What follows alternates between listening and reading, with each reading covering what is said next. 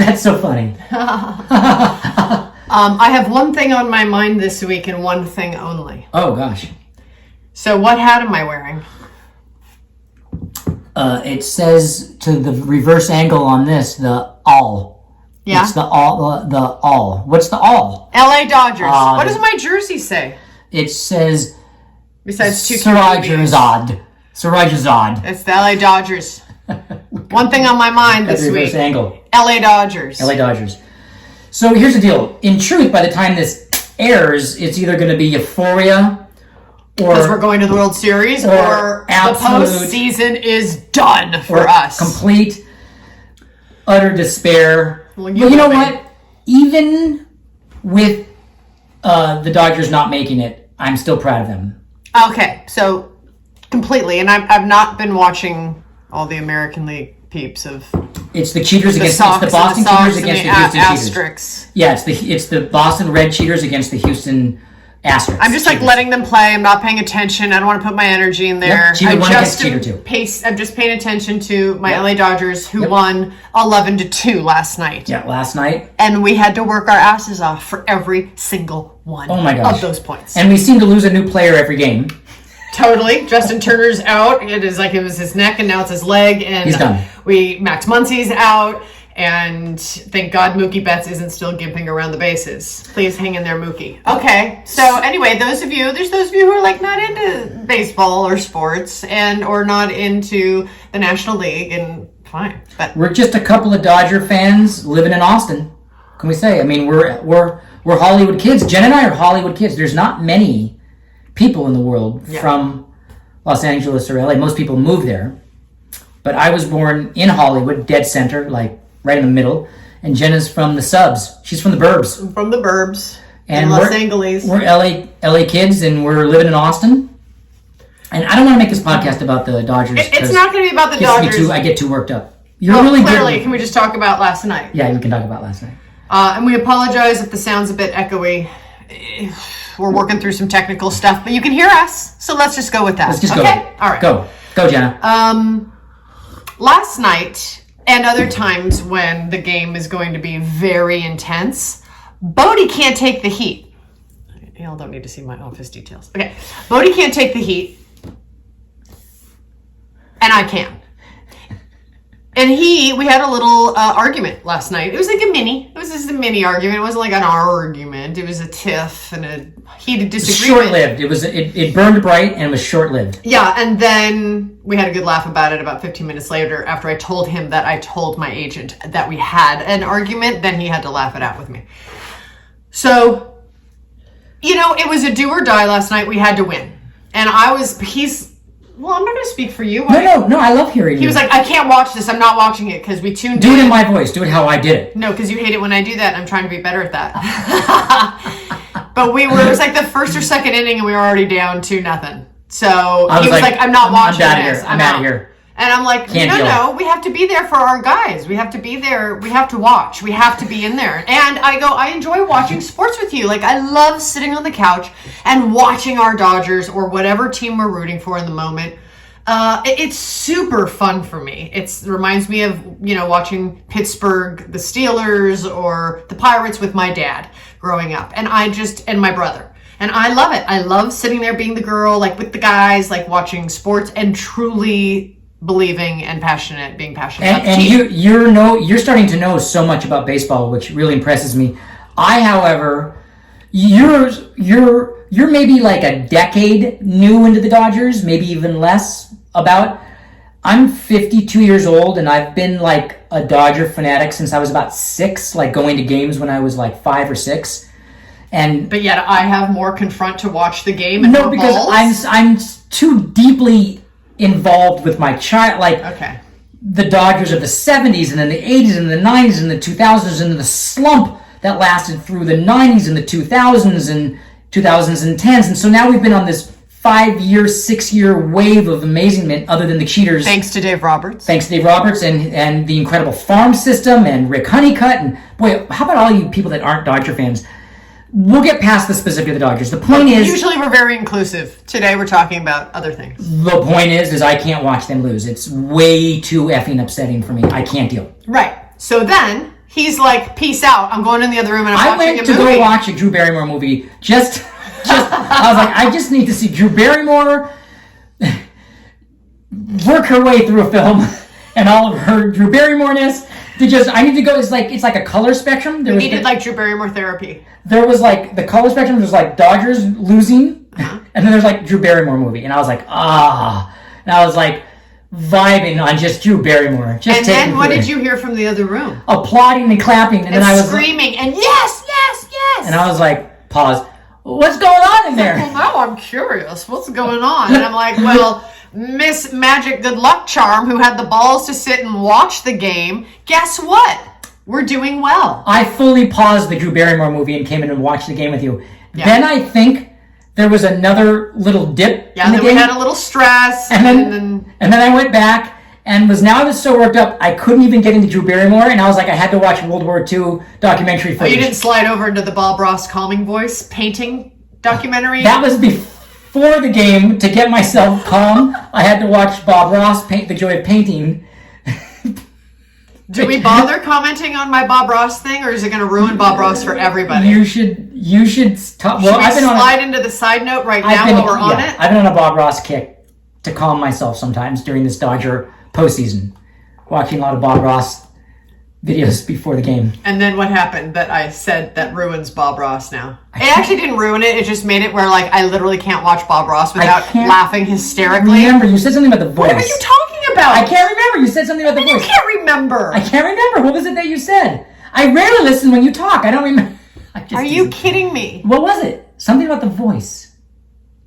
And me laughing hysterically and Story going, what's so funny? And I'm like, it's just his voice. And I had to make up something because... What joke did I make? I can't remember. Can you imagine Bob Ross having sex? Oh. With this voice. Oh, All right, we're just going to slide it right on in there. So now, any of you who watch Bob Ross and imagine what he's like talking during sex, what he must have been like, that's all you'll hear now, talking about really nice gentle stroke, and we're just going to put it right on in there. Little happy little tree right above that wiener. That's like all I hear now. You know what's amazing about... And I love Bob Ross. He's amazing. You know what's amazing about what you're saying is on the Bob Ross documentary, it's admitted by his son that he's doing sexy time talk. That his talk was the son is saying in the documentary that he is speaking in a sexual way because all of his fans were women, and so he did that on purpose. It was not accidental that Bob Ross was... Okay, so what the hell? I'm picking up on it. I picked up on it. I thought he was just doing like... Did you get a little like... Mr. Roger... Oh, God, no. Come on, let a Bob guy Rossi? talk to me like that. Like when I Bob Ross you? Well, maybe if you get the perm. Okay, I'll get the perm. And then have the shirt open just a bit. Look, all joking aside, so Bob incredible. Ross, his contribution to art and aesthetics is beyond, It's I admire him. He'll be like blank canvas, two strokes, Yeah, trees and incredible. mountains. You're like, what? What? Like it's like as if there's CGI occurring. Truly a master artist. Artist. I couldn't help going there. And now I can't unhear my concepts. Now that's a happy little vagina right there. that's a happy little vagina. So that's really funny. Yeah, he does sexy time voice. It was on purpose. All of his fans are women, and he kind of got off on being a little bit sexy time. And in interviews, he's like, for me, it's like one-on-one. I'm like just with the person, and I'm just talking to the person. And then they even in the documentary they cut to a clip where he's like, you just gotta go soft, like you just gotta make love to that canvas. You gotta make love to that canvas. And he's just like giving the clouds a little blur. And so he is doing a sexy time talk. Okay, so I'm not a complete pervert for like No, going, can you imagine if this is how he talks during In sex? fact, the feminine part of you dug right into that wavelength. Well, but via humor, because I would never, ever, ever I'm gonna now want you to talk to me that way. No, but I'm not. I'm gonna get an app that like during lovemaking I can like play one of the Bob Ross paintings like on the background. Okay, that's hilarious. Do you remember when we were really young? This is a little embarrassing, but we used to have like kind of like sex 4 times a day? That and because we were teenagers? And making love playlists. Do you remember I had like a few playlists? Like every teenager's got time on their hands to make playlists. But we got out of that phase fast. That didn't last long. That was like a few years of the making love playlist. Yeah, and we just became so busy, we just didn't have time to like turn on the sound. Or I could never get past song track 2 for 12 songs. Well, how about like the intros? I'm counting the getting undressed. I'm counting like where I put on the music, I get undressed. So by the first chorus. Yeah, by the first chorus. Out. Yeah, by just as the Pixies were starting the first song, I was really, I was in the shower. Yeah, she was. Maybe that's why the playlist during sex kind of phased out fast, because I could never get to song 3. I mean, I'm just happy we've been together this long and we're still mostly having sex. Mostly so. Mostly yeah. so. Mostly so. Yeah. Mostly so. Hey, you're mostly amazing about that. Mostly so.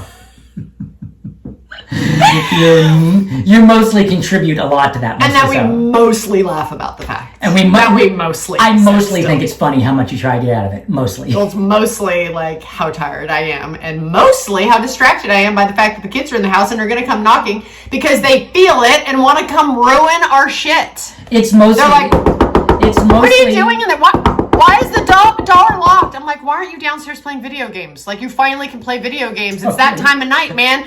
Go downstairs. Like, what? It's like a vortex. They're like, they can feel that we don't want them in the bedroom. Try to open the door. Must.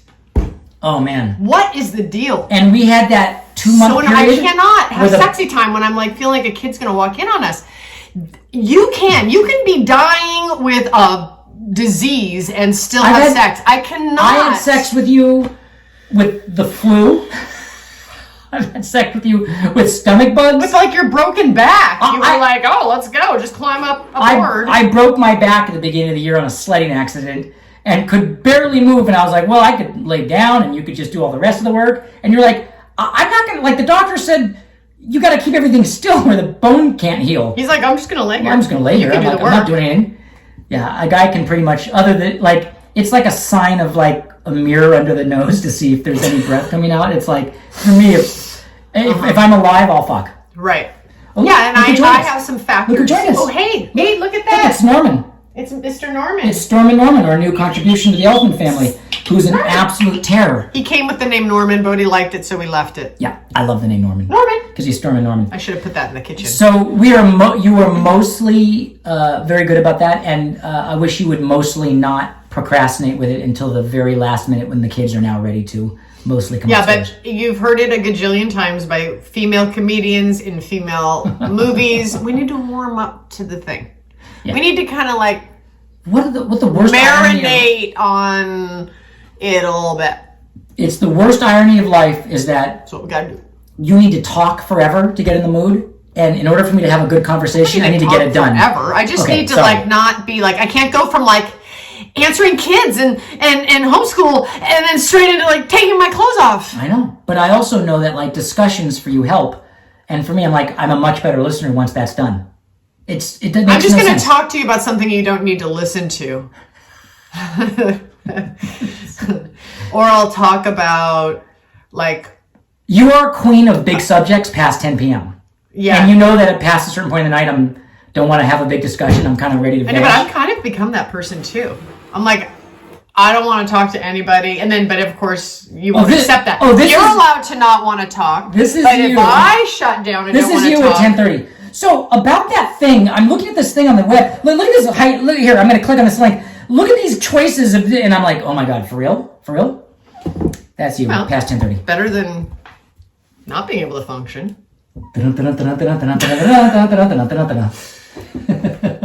Go Dodgers. Okay, so we're having a lot of fun. Mm-hmm. We're up and running with Kicking and Screaming, and we're trying to work out the equipment, and we're all about YouTube, which is why I'm not doing the music intros anymore, so they don't mute us.